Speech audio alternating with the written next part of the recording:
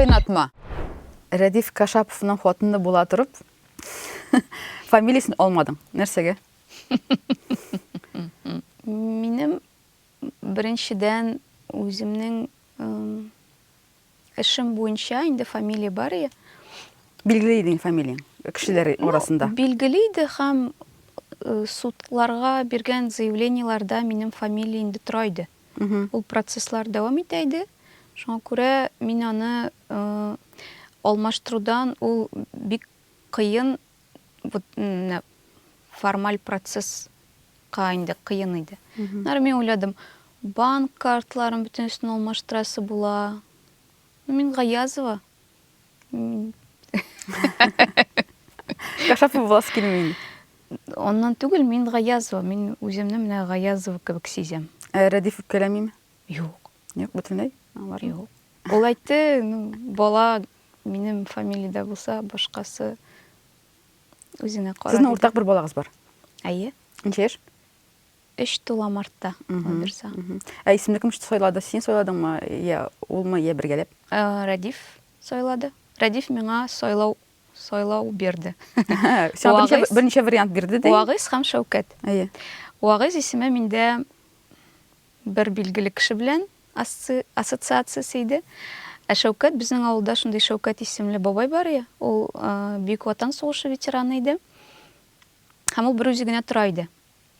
Ул бабай миңа ошый һәм шуңа күрә миңа Шәүкәт исеме күбрәк якынрак булды. Шул исемне сайладыгыз инде. Әйе. Син теге 9 ай баланы күтәреп йөрисең име? Үз карыныңда анасын нидер ират. Синең ирең инде әлбәттә. Сиңа теге 2 генә вариант бирә дә, син сойлап тора. Син яра фамилиясын бирәсең бит син. Фамилиясы аныкы, теге отчествосы аныкы була. Исемне сиңа сойларга бирмәгән барыбер. Син моңа риза инде. Әйе. Мин моны кабул итәм. Миңа авыр Шәүкәт исеменә ияләнергә туры килде, чөнки ул теге бик йомшак исем димәсем. Ләкин аның нәрсә аңлатуы миңа ошады. Нәрсә аңлата? Көч, куәт, шундый. Матур. Әйе. Мәгънәсе матур. Димәк, Шәүкәт Радифович үсеп бара безнең хәзер име? Кашапов Шәүкәт Радифович. Сызлар белән бергә, аның белән бергә мин күп күрәм, йөрисез күргәзмәләргә, ниндидер чараларга киләсез. Балагыз инде алдан ук, шундый кичкенә яшеннән ук шундый мөхиткә кереп бара. Әйе. Әйе. Кереп бара. Әйтәләр бит инде бала тугач, минемчә инде барбер үзеңә нәрсә кызык булган, шул тормышны дәвам итәргә кирәк. Бала инде ул тормышка кереп китәчәк үзе. Һәм син менә сизәм, син бөтенләй тынышкан декретта утыра белми торган хатын-кыз. Ничә проект, каядыр керәсең, нисәдер эшлисең, үзеңнең исемеңне теге танытырга тырышасың. Бу синнән каян чыкты?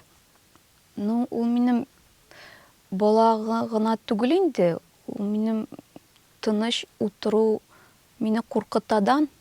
Һәм ул исемне таныттыру дигән Максат юк. Максат юк миндә. Мин куркам, бер нәрсә эшләмәсәм, мин куркам. Һәм шул куркыту мине һәрвакыт нәрсәдер эшләргә мәҗбүр итә. Бик кызык әйбер димәсем. Борчу булганда инде ниндидер эштән ниме? Нәрсәдер эшләмәсәң, син һәрвакыт ниндидер, нәрсә соң бу, тормышмы бу? Мин үземне, тормышымны нәрсәдер эшләгәндә генә сизә алам. Кызык. Һәм менә хәзерге вакытта нинди проектларың бар һәм нәрсә белән горурланасың? Миңа авыр бу сорауга әйтергә. Мин бала белән өйдә утыру белән горурланам. Охо, шын. Әйе. Курай, кызык. 3 яшькә хәтле ничектер барбер проектларны эшләп, ләкин мин өйдә утыруым белән горурланам. Бу бик авыр әйбер. Чөнки баланы яшь ярымда детсадка илтеп биреп, теге вот хәзер сине ничектер социум үстерсен дигән темада бар бит. Ну, әйе, шитырған әнелер шо береді енді балаларын, әйе, қолдыралар, бір яштен де, ел ярымнан да бере башыдар садикка, нендер тоныш болмаған опа абайларға. Әйе. Әйе, ансы да бар. Қоралы, бола білен, отыру білен ғорланам дейдің, еме, бұл менің үшін анда шок, çünkü менің үшін бұл бүтін екінші дүния. Мен өзімнің реализацияны бола білен, отыру білен көрмеймін, шуңа көре мен шой оптырап, оқуды бейттім дейін деймі. Сұқландыра, бір қойрағанда сен мұның білен шынан да риза болғаныңа. Лекен міне сөз сойлаймын, она болған қыздар мен қоршы шықмасын үшін сөз сойлап отырам, сұрауыны берерге. Көп қотын қыздар бола табаларда, мен бола таптым, қайым демек, мен енді өз ішімні болдырдым, мен дүнияда іс қалдырдым деген фикір білен ешілер. Мен мұның білен бек риза түгіл, çünkü менің үшін әлбәтті бола тәрбиелі бек ауыр, ләкин бұл норма менің үшін. Топтың, кеттің олға. Мен шой деп, мен көз алдыма кетірем әлбәтті. Мен бола тапқан болсам, мен риза болмасым аңағына. Мен бары бір нәрсе іштері керек. Мен көрем, сен де етесің, сен боршудан ішесің аны. Теге юғалып қалмасын үшін. Шуан проектларым барлыққа келе. Әйден қой бірсі болса, ғұрламайсыңдар, олар сенің бар. Қойсы тұрында сүйе оласың, бұл күнде нәрсе бұлдырғансың, нәрсе бар. Ну, міне, яңасында комикслар шықты. Миңа, комикслар шықты. Как, шешіп кетірді аны тұрында да? Аны тұрында да. Көрсетсем ярым. Экраннан шығам. Комикслар шықты. Миңа процесс қызық. Har іште мен міне кеше ойлап отырдым. Мен білем нешік ішлерге, міне прям іш. Мен ауылда өскен кіші. Енді тұтып, вау! Бұл миңа сейір, мен мұны оңламайм нешік. Нешік ғұрурланырға мен бек оңлап бітірмейм әлі кейме. Бұл комикслар шықты. Хам бұл нешік хислеріңні кішілерге көрсету ұсулы. Оңатылдым ма? Мәселен, мен сен айтасың бит, нешік бола табып үйде отыру. Менің ішінде бұл бек сәйір хәлі. Нешік отырасың сен? Отырасың, хам сенің карьераң біті, сен вообще мамашыға айленесің. Сен өзің жоқ. Сен өзің жоқ. Мен ішке барғаш, мен айттылар, сәлем мамашы. Айтам, сен қотын қыз боларақ, шақыс боларақ юққа шығасың. Сен әлі еленесің де, шының білен ғұмырлікке бет бұл ғұмырлікке. Ну, ғұмырлікке деп мен білмеймін, ләкин мен начальнигіма кірдім, қам ол айтты, мен екінші тапқыр, сәлем мамашы, бір күнде. Қам бұл мен шындай зор тітрендіргеш сөз болды. Çünkü мен ойлайм, мәсәлен, мен 5 ел оқыдым, 11 ел бойым ішледім. Мен әйбәт ішледім өз ішімді. Әгерде сен байла білән үйде отыруны сайлайсың екен, сен әйленесің мамашыға. Кішіге. Шуңа күрә бұл шық хисләрні шығару ұсулыйды бұл китап. Çünkü менә творческий манифест, мен татарчасын бик әйтә белмим. Миңа шул сүз ошады. Ничек иҗади манифест, ничек иҗат аша син үз хисләреңне күп кешегә әйтә аласың. Бу форма миңа бик ошый. Менә шул.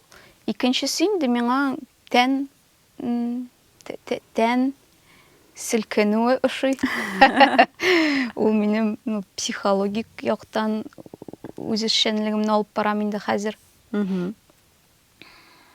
Һәм миңа ошый, мәсәлән, төрле проектларның ниндидер кушылу ноктасын табу. Шул ук мен психология белән шөгыльләнәм, комикслар ясыйм. Һәм мин комикс терапия дигән лаборатория үткәрдек, мәсәлән. Анда зур кешеләр килеп шулай ук үзләренең ниндидер авыр ситуацияларын комикста ясап, аны ниндидер төгәлләү ысулын табырга өйрәндек дим инде. Тагын нинди проектлар. Шул гына. Кайнатма. Достар, барыгызга сәлам. Минем исемем Лейла Лерон. Сез Кайнатма подкастын карыйсыз, тыңлыйсыз. Һәм без Кайнатма подкастына сәләтле казанлыларны, татар кешеләрен чакырабыз. Без бу проектны Ями Music Label һәм Болгар радиосы белән берлектә эшлибез. Безнең кунакта бүген Регина Гаязова. Ул да булса психолог һәм бик күп проектлар эшли торган кеше. Регина безгә әйтеп китте инде, үзенең яңа китабы чыккан дип. Безнең бит тамашачылар бар. Алар аны күрәләр безнең китапны. Тыңлаучылар китапны күрмиләр, белә торыгыз, ишетеп аңларсыз. Безнең клубыбызда хәзер яңа чыккан китап. Аны да булса Регина ире белән, Рәдиф белән бергә булдырып чыкты. Менә бу комикслар китабын. Сез безнең тыңлаган арада телефоныгызга аша кирип, каядыр интернеттардан укып чыгып таба аласыз ул китапны, сүрәтләр өчен үзегезгә ул китапны. Татар хатын-кызлары комикслары дип атала бу китап. Шуңа күрә кирип карагыз. Без хәзер Регина белән сөйләшүне дәвам итәбез. Димәк, бу китапны эшләгәндә, бу бит икенче китап комикслар белән. Беренчесен эшләгән нигез кем белән? Рәдиф белән. Рәдиф белән. Кем грант җиңәсез бит инде сез, грант система. Беренчесе без бик рәхмәтле Үстелем конкурсы грантына эшләдек инде. Без бик рәхмәтле аның иганәчеләренә, оештыручысы Казан мэриясына. Бу проектка инде без 2 грант тоттык. Үстелем грантын тагын бер тапкыр алар безгә тагын бер ярдәм күрсәттеләр инде. Көтелмәгән булды минем өчен бу хәл. Һәм инде креатив эшмәкәрләр академиясе бар, мастера дигән, аларның грантында оттык инде без. Һәм инде күпмәдер үзебезнең акчаны да барбер керттек бу проектка. Шулай. Син хәтерлисеңме, менә бу татарларда комикслар качан барлыкка килде һәм ул комиксларның нидер тарихын беләсеңме, син хәтерлисеңме? Мин аның тарихын белмим, ләкин мин мәсәлән эзләнә башладым. Беренче җыентыкны ясагач, кемдә булган татар дизайн бармы? Татар дизайн. Мар дизайн. Аларда булган комикслар, ләкин алар татар әкиятләре буенча.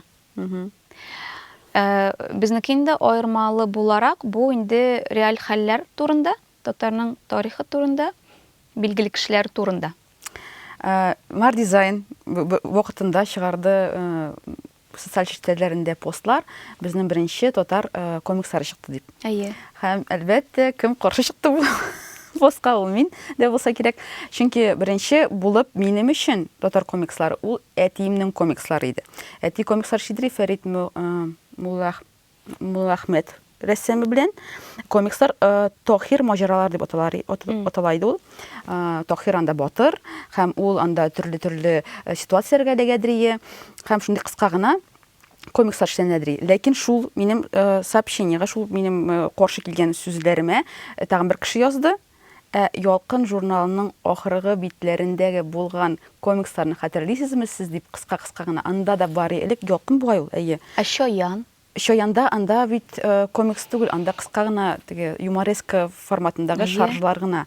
Монда теге ялкында дип хәтерлим, соңгы битендә аларда менә кыска гына ниндир хикәя белән эшләнелгән шундый комикслар бар. Шуңа күрә минемчә беренчеләрдән булган ялкын дип аңлыйм мин. Аннан соң менә әтинең Салат күпереннән чыккан комикслары, аннан соң Мар дизайн һәм хәзер сез инде Рәдиф белән бергә сөрәсез менә бу икенче төрле вариантны иллюстрация аша кыска гына ниндир мәгълүматларны җиткерү дигән идем. Шуңа күрә синең белән без әзрәк кенә иллюстрация турында да сөйләшеп китәсе килгән, синең белән. Син миңа әйттең, мин рәссам түгел дидең. Син бөтенләй ясамыйсың рәсемнәр? Ул минем яшь-үсмер чагымда мин бик күп ясый идем. Шулай хисләрне чыгару ысулы иде. Менә хәзер инде алай күп ясамыйм. Син менә хәзер бу китапларга ничек сөйлисең рәссамнәрне? Кемнәр ул? Менә мин белгәннәрдән ул Руслан. Айма. Бәлки безгә килеп китер безнең подкастка, анда чакырабыз без. Кызыклы шәхес булып тоела ул миңа. Һәм әлбәттә, менә калганнары турында сөйләп китәләр. Аларның нинди жанрда ясаулары, сиңа ничек ошады, аларның иллюстрацияларын ничек сайладыгыз сез аны ул кешеләрне? Әлбәттә, сез редактура. Ничектер сайлагансыздыр бит инде аларны. 28 гариза килде Open Call-дан. Алар төрле илләрдән, мәсәлән, Берлиндә яшәүчеләр, Грузиядә яшәүче авторлар да безгә яздылар инде. Алар үзләре татармы соң? Татарлар да бар, руслар да бар. Бысында инде беренчесеннән чыгып, беренче проекттан чыгып сайладык инде. Чөнки беренче проектка беренче автор проект барышында әйтәләр, безнең башка эшләребез бар. Һәм ташлап китәләр. Шуңа күрә беренче проектның 4нче авторыма әйткәч инде мин дәвам итә алмыйм, проектны инде китапны чабырга калгач, миңа үземә комикс ясарга туры килде. Ну, чөнки ачуым чыкты, ничек шулай инде ташлап китеп була, эшнең уртасында инде. Шуңа күрә бысында инде комикс ясаган, комикслары булган авторларны сайладык. Чөнки комикс рәсем белән чагыштырганда башкачарак тема. Аны теге һәрбер рәсем ясаучы дагы комикс ясый алмый. Тәҗрибәсез киреп булмый инде бу темага. Ну, ул киреп була, ләкин ул авыр барбер. Һәм инде тагын миңа мөһим иде авторның бу темада ничектер чуалуы. Хатын-кыз темасы аңада якын булса, мин уйлыйдым инде ул бу эшкә бирелебрәк эшләр дип. Шулай булып та чыкты. Безнең 3 автор кызлар, Казаннан Юлия Галиякберова, ул да яңа гына бәби тапкан һәм ул комикс ясый. Кохарман. Кохарман. Ул әйтте инде, мәсәлән, мин бүтән кохарман бикәләрне беләм, мин Сара Шакулованы гына бик белеп бетермим дип. Шуңа күрә ул шул теманы алды инде. Аннары соң Арина Филиппова, ул Подмосковьедан. Ул инде әйтте, мин аңа кохарман бикәләрне сөйләп чыккач та ул әйтте, ночные ведьмы. Всё, төнге очучылар. Мин аларга үземнең игътибарымны бирәсем килә. Ул теманы белә иде инде. Наталья Якунина, ул Уфада яши, шуңа күрә Сәхип Җамал турында, Сәхип Җамал Уфада Нур театры ясаган, ничектер ул аңа ләкте ул аны сайламады. Һәм инде безгә кызык иде, ничек татар хатын-кызы темасын ират күрә. Безнең Руслан белән эшләгән бар инде Ибраһимов белән, аны без үзебез чакырдык. Мин монда гына әйтәм, сер итеп. Без серләрне яратабыз. Шулай. Авырлыклар димәк, менә беренчесендә булган кешеләр киткәннәр, монда инде анда авырлыклар булмады, име? Юк, Аллага шөкер. Бик ансы прям шатман авторлар алтын кебек булды бусында. Теманы татар хатын-кызлары дигән сайладыгыз. Хәзерге вакытта бу повесткада бик көчле, бөтен илдә, бөтен җир шарында. Һәм менә мин апамның балалары белән йөрим мультфильмнарга, киноларга. Һәм бер мизгел Айсуның улы Нурихан миңа килде дә әйтә, тагын кыз ди, главный герой ди миңа. Егетләргә герой карарлык әйбер калмаган. Ул да тагын кыз булды инде герой. Юк, нормально инде ди, нормально. Ну, егеттә булса ярый инде дигән булган, дигән сүз чыкты аның. Теге әзрәк кенә повестка көчәйеп китте дә име? Егетләр инде үзләренә ничектер кимсеткәнне сизә башлыйлар. Булып чыга. Бу инде сезгә претензия ителмәгән әйтмим мин аны. Менә шундай әйбер бар икәнен дә сизелә башлады. Чөнки шуннан да кызларны хәзер сөрәләр, бу тема форсится, урыслар форсится. И шуңа күрә акча да бирелгәндер сезгә бу сезнең темагызны күреп. Чөнки шуннан да феминизм, фәлән, татар. Но безнең темада, шуннан да татарларда мин әйтәм инде, гел миңа каршы комментарий калдыралар. Ләйлә феминизм син аңламыйсың кебек тоела дип. Татар хатын-кызлары турында мәгълүмат аз. Бу билгеле. Шуңа күрә бу китап чыкканга мин сөенәм. Ну, мин бүтән җирдә әйтәм, мин аны татар хатын-кызы күп эшли, ләкин ул перде артында кала кебек. Һаман да нигәдер. Ничә дусай белән сөйләшеп торганым бар минем бер тапкыр шул темага. Ул да әйтте, безнең беренче татар хатын-кыз гинекологлары. Кем исемен беләсезме? Белмисез. Беренче математик хатын-кыз беләсезме? Белмисез. Алар бар. Аларга урамнарга исемнәр бирелмәгән. Токталар эленмәгән. Һәйкәлләр юк. Хатын-кыз гел перде артында чыннан да. Бу инде аяныч. Моны ничек үзгәртергә кирәк дип уйлыйм мин. Әлбәттә, менә син үзеңнең эшеңне эшлисең, син ничектер моңа эз калдырасың. Калган тагын безнең теге түрәләр дә безне ишетсеннәр, мэрия бәлки тагын ниме, аңласыннар, чыннан да кызыклы шәхестәр бит. Бу әзер бренд. Ниме? Алар уйлап йөриләр, нәрсә сатырга микән, нәрсә уйлап табырга микән, нинди туристический әйберләр уйлап табырга микән дип. Менә эшләгез, значоклар. Тагып китә алмыймы кеше, ночные ведьмы дигән әйбер белән, ниме? Мин тагып йөрерим. шундай значоклар нинди булса да шоперлар эшләсәләр. Ярар эшләрбез. Идеяларны алып отырасыз. Чыннан да юк бит. Теге Кытайдан килгән ниндидер магнитлар саталар безгә. Кызык булмаган ниндидер фотография Казан. Ну кызык инде әлбәттә, яра андыйлар да кирәк. Ләкин барыбер ниндидер әзер булган брендларны Тукайдан кала, Муса Җәлилдән кала чыгарырга кирәк дип уйлыйм. Нормальный идея өчен димме? Нормальная идея. Нормально. Кемдер янырга тиеш аның белән. Әйе, андый кешеләр әз. Шуны теманы лекторып ала торган. Лекторып алып, шуны акчага әйләндереп, бит акча кертә торган әйбер. Акча кирәк, күп. Юк, башта кирәк, анасын китерер иде ул дип уйлыйм. Белмим. Ну, бәлки значок сатыладыр. Мәсәлән, шул китап турында без Рәдиф белән спорлашабыз инде. Рәдиф әйтә, шулпыларны җиңел сатырга.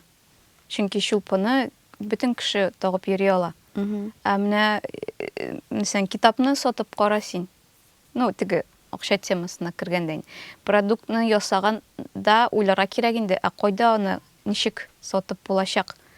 Теге ул значок бәлки җиңел темадыр ие.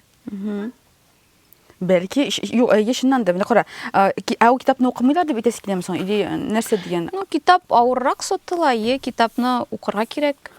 Теге, мәсәлән, мин дә беренче комикс белән мәктәпләрдә йөрдем, презентация ясадым. Казан мәктәпләрендә балалар татар телен белмиләр. Авыл мәктәпләрендә балалар комикс укымыйлар. Комикс нәрсә икәнен белмиләр. Ул яшьтәгеләр комиксны бик аңлап бетермиләр. Менә кала мәсәлән, теге безнең яшьтәгендә 20. Менә бизнесмен булган кешеләр бит әйтәләр, кешегә аңлашылмаган әйберне сатма, эшләмә дип. Аны аңлату күпкә авыррак һәм чыннан да син аңлатып бирүгә кирәк булып чыга. Сатып бирүгә кирәк. Алыгыз дип йөресе була. Нинди булса да, бәлки икенче юлы эшләгәндә кешегә аңлаешлырак әйберне сайларсыз дип уйламаганыгызмы? Без бит бизнесмен түгел. Аңлыйсыңмы, бу бит бизнестан башланмады, бу социаль идея. Чөнки Рәдиф тел белән бик яратып шөгыльләнә, аны саклыйсы килә телне. Ул миннән дә катырак аның белән кызыксына индеме? Мин дә аңа карап кызыксына башладым.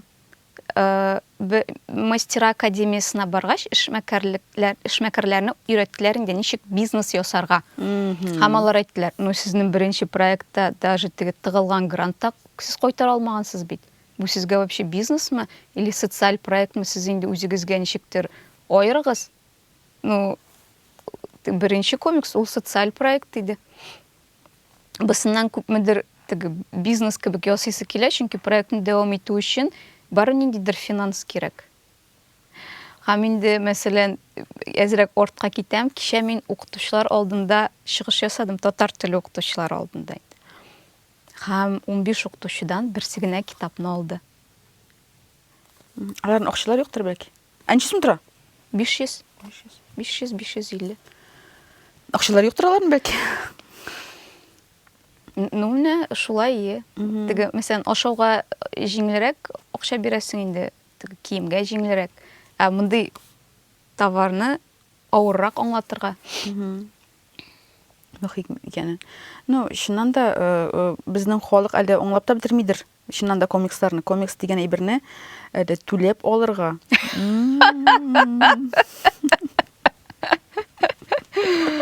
Шулды. Ярар. Менә син үзең кичкенә булганда нинди әсәрләр укыйдың? Мин бөтен әйбер укыйдым. Мин төннәр буе укыйдым. Сәгать 3-кә хәтле укыйдым. Бөтен әйбер. Менә иң истә калганы. Сугыш турында, Амазонкалар турында, кем әле ул теге утрауда яшәгән? Оныттым исемен. Робинзон Крузо турында бөтен әйбер. Нинди телдә? Татар телендә күп укыйм димәсем. Рус телендә күбесенчә. Ну, татар телендә укылган әсәрләрне хәтерлисеңме, нинди истә калган? Кыйса Юсуф күпмедер? Чөнки анда Юсуф хатыннар бармагын кискән истә калган. Хатыннарның матурлыгын күреп, бармаклар, хатыннар аның бармакларын, аның бармагын түгел, үз бармакларын кискән истә калган. Миндә шулай истә калган. Шундый теге бала чакта итге травма бит инде ул име. Ничек инде ир-атның матурлыгына карап Һәм бу шундый шаккаттыра мине, ничеп кылгали иратның матурлыгына шундый зур акцент ясаган. Ират турында шо язуы. Теге миңа сәер булып тоеладыр. Ничеп ират шулай теге Зөләйха турының матурлыгын шулай дип сөйләми, име? Кыйсай Юсуф турында шулай сөйли матурлыгы турында. Ну, бу бит инде кызык, име? Син мәсәлән, яланасың бер предметка менә бер туры караш белән карарга. Һәм икенче кеше сиңа бүтән яктарак күрсәтә башласа, ул бит инде сәер. Иратның мәсәлән теге матурлыгына карамыйбыз. Иратның бит инде без көченә, эшмәкәрлек генә карыйбыз. Хатын кызның матурлыгына. Рәдиф матурмы? Рәдиф бик матур. Чынлап мин прям. Һәм мин белән озаграк яшәгән саен, ул миңа тагын да матуррак булып күренә. Biz Рәдиф белән бер экспериментта катнашканык. 3-4 көн рәттән без бер урыс режиссеры янында, аның белән Рәдиф белән 4 сәгать татарча сөйләшергә тиешик. Һәм шулай сөйләшергә тиешик без Рәдиф белән ки урыс режиссеры белән аралашкан кебек. Ул безне аңламый, урыс режиссеры име, ләкин без шулай сөйләшәбез, аны да кертеп диалогка, безнең аралашуга һәм үзенең хисләрен ул режиссер язып барадыр, менә аңламаган килеш, аңлыймы ул, аңларга тырышып утыруын, шулай үзенең хисләре белән нидер спектакль эшлисе килгән яның. Ул спектакль бу барлыкка килмәде, ләкин без шул 3-4 көндә Рәдиф белән нәрсә генә сөйләшеп бетермәдек. Менә кытышкыч шундый белемле, теге әйтәм, мин мәсәлән иратларның матурлыгына бөтенләй карамыйм. Миңа теге белемле, фикер йөртә торган иратлар ошый. Һәм мин шуга сыкланган идем. Рәдифкә әйтәм, бу любой темага, теләсән инде темага теге үзенең фикере бар, җиткерә ала ул фикерен һәм спорлаша ала, кешенең фикерен ишетә ала. Шуның өчен дә кызыклы шәхес. Рәдифкә кереп киттек инде ярар, ялгыш. Монда да ул. Монда да ул. Һәм шунда Рәдиф белән сөйләшкәндә, әйтә, син минем җырларны тыңлаган бармы ди. Рәдиф бит инде безнең музыкант, теге Кайнар музыкант. Кайнар группасының төркеменең теге солисты дияргә кирәк. Һәм мәйтәм бер җырында тыңлаганым юк, мәйтәм. Кайчандыр концертларда күргәнем бар, мәйтәм ишеткәнем бар, ләкин миңа мәйтәм ошамый бугай мин син җырларың. Дидем дә, шуның белән бетте. Кичкә кайтсам, ВКонтактеда бүтән җырларны җибәргән дә. Юк, син тыңла дип язган. Һәм ничек сиңа бу? Мин әлбәттә тыңламадым. Менә бу ничек син аңа, ну, нинди хисләрең туды бу? Юк, мәйтәм, бу кеше шуга дип бирелгән үзенең теге иҗадына, бөтен кешегә җиткерәсе килә. Ничек инде син мине тыңламагансың? Ничек инде син минем җырларым ошамый? Мә тыңла, берсе булса да ошаячак ди миңа. Әйе. Шундый теге Бу мине бик сокландыра. үҗәтле кеше булса. Котышкыч үҗәтле. Кайчан очраштыгыз? Мин бу сорауны көткәнем. Кайчан очраштык? Һәм ничек инде әлбәттә. Тиндерда. Чын. Әйе. Шунда утырадыр ул. Әйе. Юк, сера син. Мин дә. Мин ышанам аңа. Аны хәзер Бу сер. Мин беренче тапкыр әйттем. Evet. Демәк, социаль шелтерләр, шундый теге приложениелар ярдәм итә татарларны берләштерергә. Ул бит инде китте, ярдәм итәмез. Юк, анда әйбер кирәк ди булып чыга бит инде. Демәк, ул урынлы. Тормышы шундый, син бит инде барбер хәзер күбрәк социаль шелтәрдә аралашасың. Нәрсә дип яздың син? Син язгансың беренче, мин сизәм аны. Мин Рәдифне беренче тапкыр Тиндерга хәтле күргәнем. Ләкин мин татар музыкасы белән кызыксынайдым дип әйтә алмыйм. Мин аны күрдем. Ул Камал театры каршында ниндидер бер кызны кулыннан тотып троллейбуска алып барай. Бу инде 1-2 ел элек булгандыр. Безнең очрашуга хәтле. Һәм минем теге визуаль исемдә калдыру бик нык. Һәм мин карам, кара әле ниндидер егет бер кызны кулыннан тотып, менә шулай истереп бара троллейбуска. Бу мин просто исемдә калды. Һәм мин Тиндерда күргәч аны, ну, аны кайсы якка. Аның теге беренче гаиләдән кызы булганмы сонда анда? Юк, ван йөргән кызы имеш, шунда очрашкан кызы. Бу теге баланы түгел, кызны тотып бара. Шулай. Кем булды дип сорамаган имсең, кем булды ул дип аннан соң? Мен айттым, мен сені бірінші тапқыранда көрдім деп. Сұрамадым енді кім ол деп. Сен аны көрдің Тиндерда һәм яздың аңа. Ну, икебез дә кайсыдыр якка теге. Булай шинанда мима. Әни отырганым юк, шуңа мин белмим. Кайдыр нәрсәләр әйләндерәсең дә. Син күбәй бер югалткансың. Син анда бит күпме танышларыңны күрә алайды. Күпме компромат деген. Ну, компроматмы, белмим инде. Очрашуга мөмкинлек. Юк, мен каршы түгел андый әйберләргә име, ләкин минем өчен шуннан да сәер аны бит син өчен анда кемдер күрә ала. Ә син эздәк кенә булса да билгеле кеше кыз булгачтын, анда күрүеңне теләми башлыйсыңмы шуң? Уяласыңмы? Әйе. Әйе, онсы да бар. Мин мәсәлән хәзер сөйләгәндә дә уялам. Рәхмәт сиңа, син бу серләрне сөйләшкән. Нәрсә генә эшләмисең китап сату өчен. Хайп, Рәдиф Кашапов белән. Аның икенче гаиләсе бар бит инде, беренче гаиләсе бар. Бар, әйе. Әйе. Кызы, аның белән бик күп йөрү чараларга кылындыра. Камилә белән барды фестивальгә, музыка фестиваленә. Син ничек карыйсыз? Дусмы син Камилә белән кунакка киләме сезгә? Юк, без та Камилә белән сөйләшмибез, аралашмыйбыз һәм бу инде, ну, аларның карары, аның әти-әниләренең карары һәм ну, мин моның белән ризалашам. Тагын миңа ошады синең әйтүең, аның гаиләсе бар дип. Чөнки психологлар арасында шундый риваят димим инде, шундый фикер ишеттем.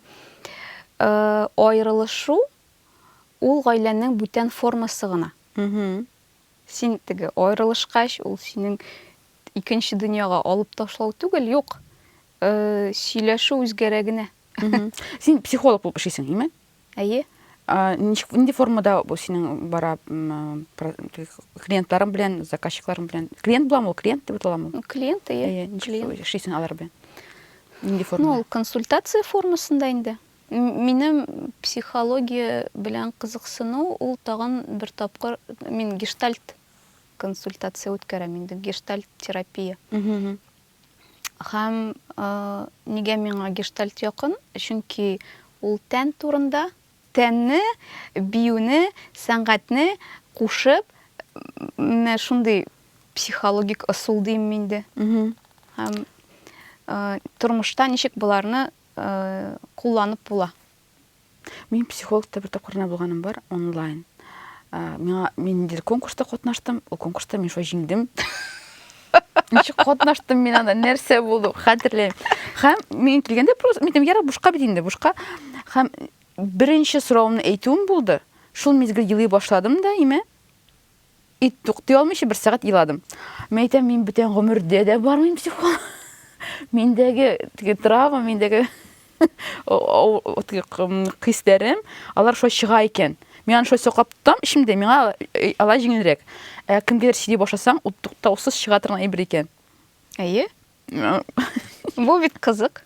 Нәрсәсе? Мин бөтенләй еларга яратмыйм. Мин шуңа күрә шок каттым үземне. Мин елыйм да елыйм. Нигә яратмыйсың? Бәлки сиңа Ну, юк, бит елаган кеше ул теге җибегән. Уңайсыз. Җылама, дәшмә. Без шулай әйттеләр инде. Теге андый эмоциялар, алар начар эмоция дип санала. Шуңа күрә минем үземдә ул эмоцияны теге мин еласам да, елыйм кино караганда.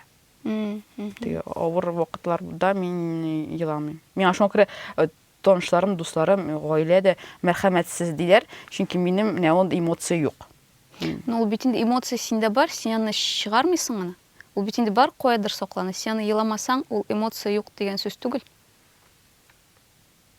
Инде ул эмоция бар. Мен әйтәм, шулай психологка килеп утыргачтын, чыкты. Мен соравын да беләм. Мен әйтәм, ябыга алмыйм. Ябыгасы килә, ябыга алмыйм. Вот. И ул миңа өстәмә сораулар бирә башлады да, шуннан китте, мен әйтәм, менә котышкыч шундый тема күз яшьләре чыгара дип уйламаган идем гомердә дә. Ну, куркыта һәм бөтен кешедән моның белән психологка бара алмый. Һәм кайбер кеше беренче тән турында сорагач, тән турында ваще куркыта. Кеше яланмаган, чөнки тәнгә мәсәлән безнең кичкенә вакытта әти-әни һәм врачлар гына тияла. Дә үскәч тә шулай. Бу бит бик интим. урын, име? Һәм тән турында сөйләшергә авыр. Ләкин әгәр дә башласаң, бу бик нык сине саклау чарасы. Мен аңлыйм, иратлар киләмсез сиңа мәсәлән? Иратларга тагын да авыррак бугай калса психологларга йөрергә. Юк, иратлар килми. Әйтәм, чыннан да безгә дип сөйләшәм инде. Иратларга, аларга үзләрен Аларга тагын да авыр. Әйе. Чөнки аларга әле ярар кызга җылама, ул инде бөтен балага әйтәләр, име? Син көчле булырга тиеш. Әйтәр көчле булырга тиеш, аларга ярамый үзләренә әзрәк кенә. Нигә көчле булырга тиеш? Кем өчен көчле булырга тиеш? Нәрсә йөрисең психолог булырга? Психологларга нәрсәгә йөрисең соң? Нинди максат? Кая барып җитәргә тиешбез ахырдан? Нәрсәгә йөрибез без анда? Ну, һәр кеше үз соравы артыннан килә инде. Кемгәдер мәсәлән, шул ниндидер ситуациядан арынырга кирәк инде. Кемдер үзен мин мәсәлән нигә психологиягә кирип киттем? Мин үзем турында күбрәк беләсем килде. Кем соң мин? Белдеңме соң? Әйе. Кем соң син? Мин Регина. Мен 22-дә, мин дә илә дип әйтсәм. Күчереп алам синнән җавапны. Алай да була. Менә тормышның азагында кызык. Син бит инде теге тәмен туеп, шул азакка таба бара аласың. Туймыйча. Менә нәрсәдер эшләү. Син нәрсә эшлисең? Шул проектлар белән клиентлар җыясың. Әгәр дә моны тыгыз итеп тутырып бетерәсең икән, син тормышны сизәсеңме соң, әллә инде син эшне генә сизәсеңме? Күп кеше шулай бит инде, без эшкә барабыз, торабыз, тышны чистартабыз, кайтабыз, йоклыйбыз, атна бер тапкыр кинога барабыз, кафега барабыз, кофе эчәбез. Хисләргә, тәнне сизүгә вакыт калмый. Ярый, Аллага шөкер, авырулар бар. Авыру вакытында әзрәк ятып, ниндидер авыртуны тоя аласың. Анда авыртканда да син телефонга кирип утырасың да, телефоныңда утырасың, үз тормышың белән үз фикереңне ишетергә ярамый. Әзрәк кенә үз фикереңне ишетсәң, кеше курка башлый, телевизор кабыза, телефонга кирип утыра. Димәк, психологларга яки рефлексиягә бирелергә кирәк һәммәбезгә дә. Син фикереңчә? Юк, һәммәбезгә дә дип уйламыйм. Бөтен кешедә андый булса, кем эшли? Көн сайын эшкә йөри торган кешеләр кирәк. Әйе, кара әле, миндәге шул әйтәм. Бер мизгел мин әйтәдем. Эшли алмасагы, шейтергә җөмләсен төзергә. Сез эшкә йөрми алсагыз, йөрмәгез дип әйтәдем мин. Фриланска китегез, бөтенләй эшләмәс. Чөнки әзрәк кенә уйлансаң, кайбер кеше 15 меңгә йөри зарплатага, име? Мен санап чыгар. Юлыңны, кием алуыңны, ашамлыкларыңны бөтенләй санап чыгарсаң, ничә сум кала? Лучше тормаска, лучше чыкмаска мәйтәм ул эшкә, андый зарплатлар белән. Шуңа күрә бер мизгел әйтеп биргәнем, анасын әйтәм, юк, кемдер бит чыгарга тиеш, кемдер йөрергә тиеш, шуннан да.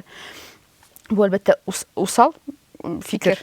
Әйе, ләкин чын барлык шундый. Ләкин шу танышларым, алар күбрәк уйлансыннар һәм фикер йөртсеннәр нә бу якка дип мин дә уйлыйм. Чөнки яшәргә бит рәхәт. Әмма дә. Менә җәй көне мин гел эштән китәм. Офиста эшләгән вакытта мин җәй көне китәм. Чөнки минем җәйге сәгатем күпкә кыйбатрак тора. Кышкысына караганда. Кыш көне эшлисең дә, акча җыясың, һәм җәй буе рәхәтләнеп тормыш итәсең, йөрисең, каядыр. Каян барлыкка килде бу фикер? Санап чыгардым сәгатьне. Аңлыйсыңмы? Зарплата 20 мең, утырасың һәм саныйсың. Минем тормышымның сәгате ничә сум тора? 600 сум. Нәрсәгә син җәйге тормышыңны күбрәк бәялисең кышкы тормышыңа караганда? Чөнки кыш дурацкий. Мин автобуста барайым, бер малай белән нисек керде. Что, сынок? Зима в средней полосе России. Нәрсә теләдең син? Мен кышны яратмыйм, шуңа күрә мен кышны яратмаган күрә, кышны теге барбыр мен бер кайда бармаячакмын, яры эштә сарыф итәм дип уйлыйм мин аны, беләсеңме? Җәйне мин яратам, шуңа күрә җәйне яратканга күрә мин рәхәтләнеп тормыш итәргә әзер. Ләкин хәзер мин дә акыллырак. Һәм мин кышны җәйгә алыштыра башладым. Күчеп китәм. Кыш вакытында. Җылырак якларга. Һәм шунда инде уйлый башлыйсың, ничек акча эшләргә, ничек эшләргә ки, теге эшләмичә эшләр өчен. Аңлыйсыңмы? Эшләмичә акча эшләр өчен. Менә, дөрес. Эшләмичә акча эшләү өчен. Әйе. Теге әзгенә эшлисең, 2 саат эшлисең, ләкин акчаң шуны көне буе эшләгән кебек килергә тиеш. Менә шундый эшне эшләп, шундый эшне табып, андый эшләр бар әлбәттә. Шуның өчен дә, сен сез менә бу китапка кире кайтсаң, син менә бу проектны эшлисең 6 ай буе мәсәлән, ниме? 1 ел. 1 ел эшлисең. Аннан соң менә бу дивиденд, минемчә. Аны бит Әйе. күп очракта мәсәлән Америкада, Кушма Штатларда китап чыкса кешенең, ул пассивный доход дип санала. Потому что аны яхшы сатыла башласа ул, син аннан акча эшләп оятасың. Әлбәттә, әле хәзерге вакытта бездә Казанда, Татарстанда лай түгел, ләкин аны шундый айландырып була. Демәк, син 1 ел эшлисең менә бу китапны, һәм 5-6 ел яхшы проект булса, сатасың да, шуның белән. Яхшы проектны сата белергә кирәк. Аңлыйсың? Менә шул инде. Теге шулпыны сатырга җайлы. Ә менә Син шулпы сатучылар белән сөйләшеп кара, аларга әйтмәячәкләр. Алар сатучылар үзләренең серләрен әйтмиләр. Мин сөйләшеп карамакчы идем. Барбер үзләренең серләрен саклап калырга тырышалар. Ну, шулпы җиңел дип әйтәсең, син миңа әйтәм бит, теге бар анда бер проектлар шулпыларны 15-20 меңгә саталар. Әйе. Бар шулпылар 1 меңгә, 800 сумга. Аларында сату өчен трендка менгергә кирәк. Ул дагын эш. Менә син әйтәсең, пассив акча керү ысулы дип инде. Мин менә сизмим пассив икәнен. Мин дә уйлаганым, китапны чыгарам да һәм рәхәт тормыш башлана дип. Юк.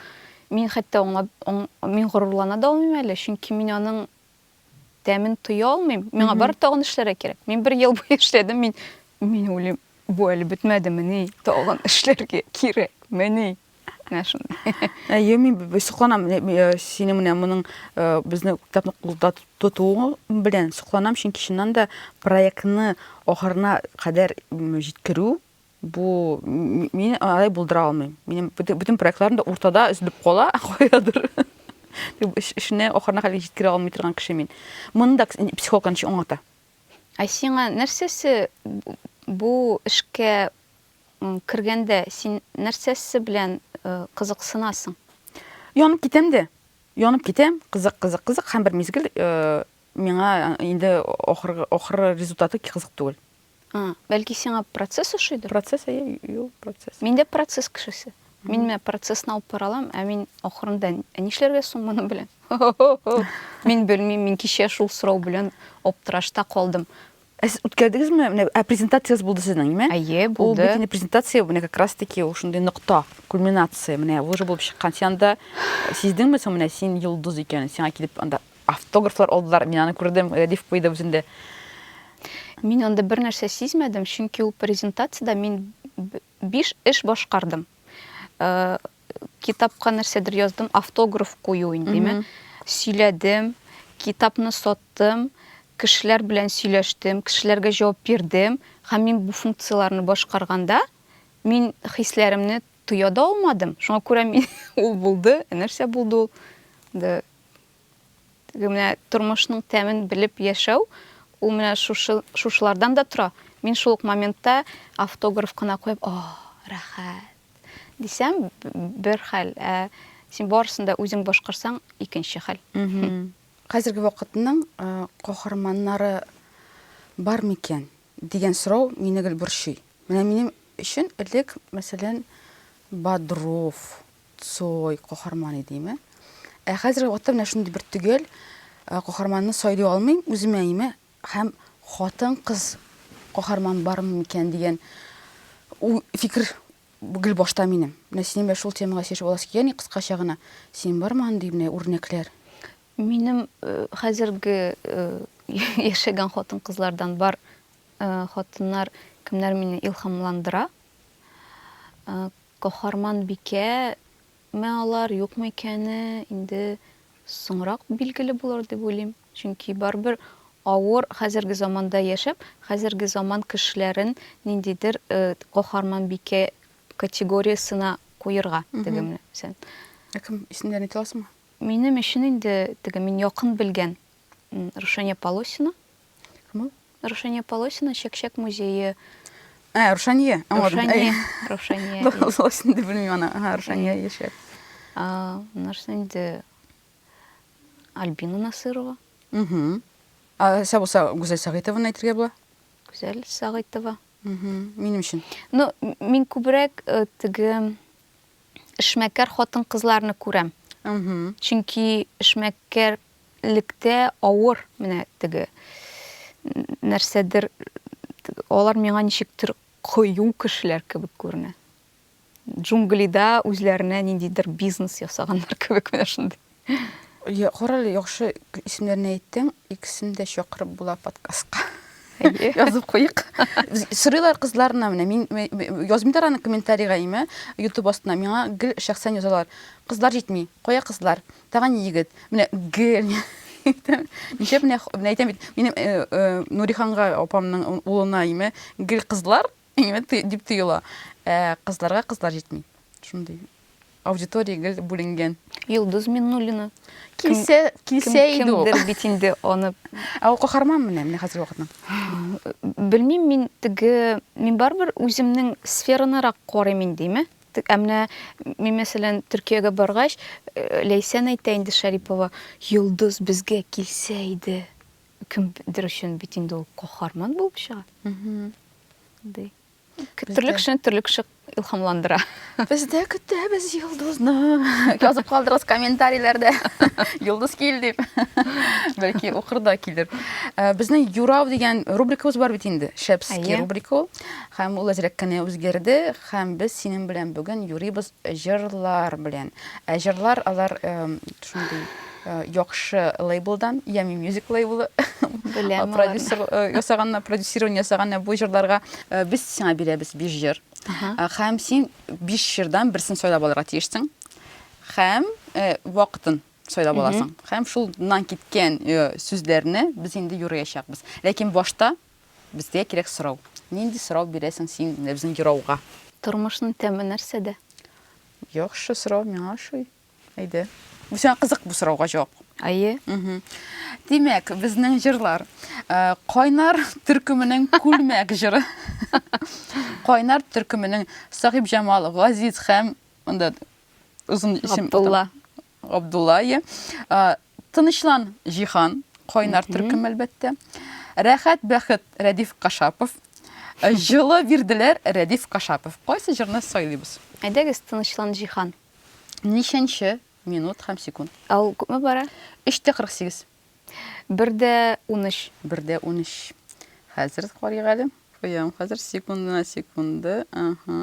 Тынычлан Җихан, Кайнар төркеме 1:13. Безгә нинди сорауга җавап бирә? Тормышның тәме нәрсәдә? Тормышның тәне нәрсәдә? Тыңлыйбыз.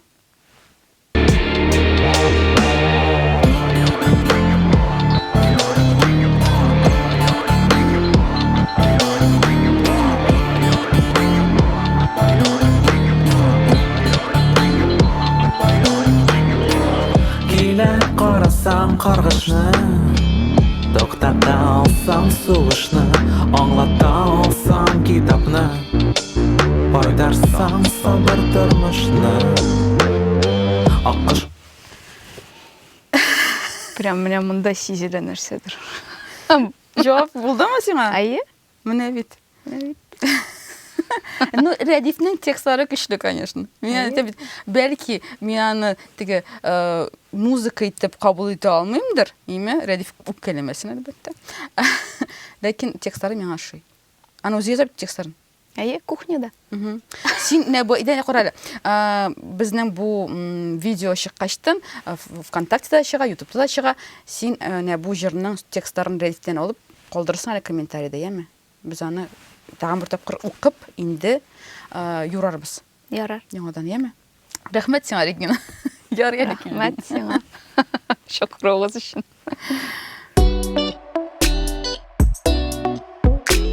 кайнатма.